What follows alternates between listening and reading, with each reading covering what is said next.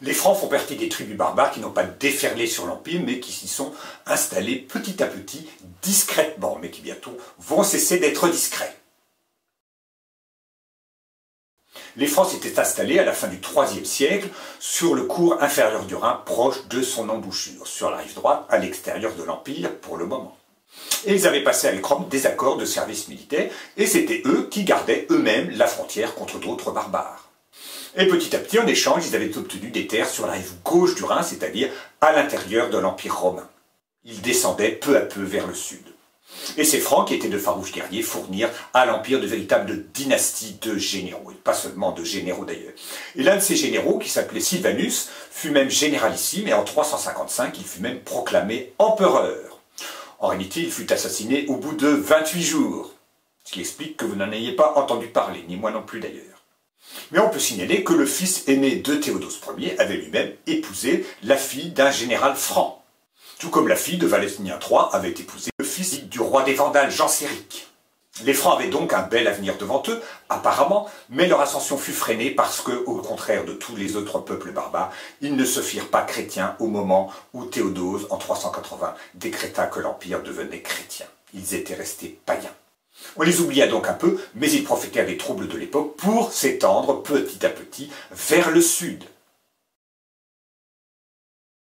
En 481, un certain Clovis devint roi des Sicambres, c'est une des tribus des Francs. Et ce Clovis était le fils de Childéric. Childéric avait été un lieutenant d'Aétus à la bataille des Champs Cataloniques. Ce sont des familles de généraux au service de Rome. Et Clovis était en même temps le petit-fils de Mérovée, dont on ne sait pas grand-chose, mais qui a donné son nom plus tard à la dynastie des Mérovingiens.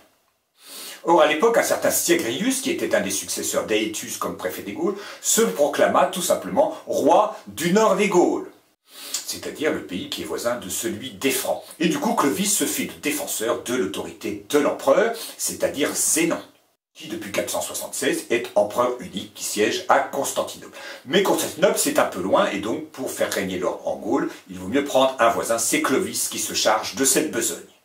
Et Clovis vainquit Syagrius à la bataille de Soissons en 486, c'est là que se passe le célèbre épisode du vase de Soissons. Et à ce moment-là, tout ce qui restait des armées romaines passa sous les ordres de Clovis. Et celui-ci se rendit à Paris où il s'installa dans l'ancien palais de l'empereur Julien. Donc vous voyez, on est loin du Clovis vêtu de peau de bête avec des couettes qui poussent des cris rauques dans la forêt en brandissant une hache au milieu des huttes de rondins. C'est un roi et il s'installe donc dans un palais. Et donc Clovis est ainsi le représentant de l'autorité impériale. Et à ce titre, c'est lui qui défend l'Empire contre une invasion des Alamans, contre lesquels il remporte la victoire de Tolbiac en 496. Mais cette bataille de Tolbiac était un peu indécise, et Clovis, qui était déjà un petit peu tarabusté par sa femme Clotilde, qui lui disait quand même « le christianisme c'est bien, tu devrais te faire chrétien, plutôt que de rester un affreux païen », et donc au milieu de la bataille, il leva les yeux vers le ciel, et s'écria noblement « Dieu de Clotilde, si tu me donnes la victoire, je me ferai baptiser ». Conformément à sa promesse, Clovis se fit en effet baptiser à Reims en 496, en même temps que 3000 de ses guerriers, ce qui était tout à fait naturel. Le peuple adoptait la religion de son chef.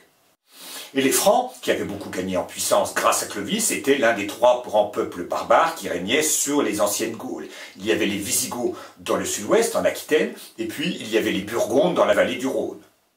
Et ces peuples avaient un avantage sur les Francs jusqu'à présent, c'est qu'ils étaient chrétiens. Mais en se faisant baptiser tardivement, Clovis avait adopté la foi du pape, la foi du concile de Nicée, et non pas l'hérésie arienne qui était professée par l'empereur.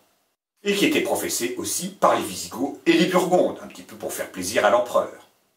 Mais n'étant pas ariens, les Francs purent d'abord se mélanger beaucoup plus facilement avec les populations, les anciens gallo-romains qui étaient toujours là, et qui étaient fidèles à la foi du pape, tout comme les évêques et les prêtres.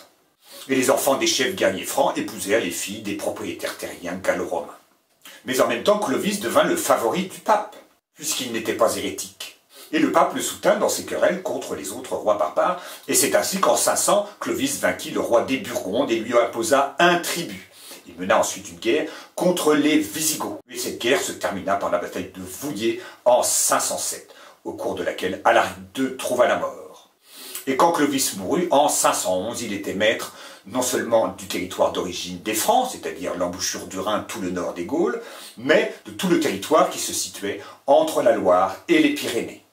Il en était même le seul maître, il ne s'était pas contenté de combattre les autres rois barbares, mais il avait éliminé l'un après l'autre, par la force ou par la ruse, les autres chefs francs. Et à la fin de sa vie, Grégoire de Tours, qui raconte la vie de Clovis, dit que Clovis était sur son trône, il prenait l'air désolé en disant « Comme c'est triste d'être privé de sa famille, je n'ai plus personne ». Mais, dit Grégoire de Tours, c'était pour savoir s'il ne restait pas quelque part un cousin à qui planter une hache entre les deux yeux afin de simplifier la succession. Sacré Clovis, on a beau être baptisé, vous voyez, il reste toujours du chemin à faire vers la sainteté.